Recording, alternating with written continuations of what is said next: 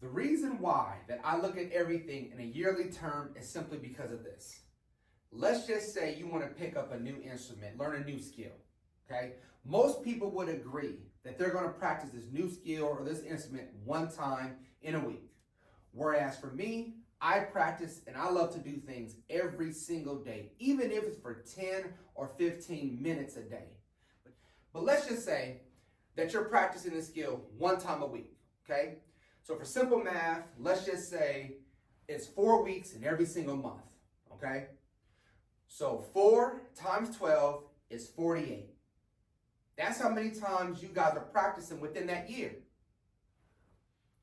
Well, how many times can 48 go in 365 days, which gives us our year? That's 7 times. That means if I'm practicing something every single day, being consistent, it's going to take you 7 years to get to where I'm at 1. Think about it. Let's do 2 years. If I practice something every single day for 2 years, it's going to take that average person 14 years to get to that same destination. And then they wonder why it's taken forever and most people quit before they even get there.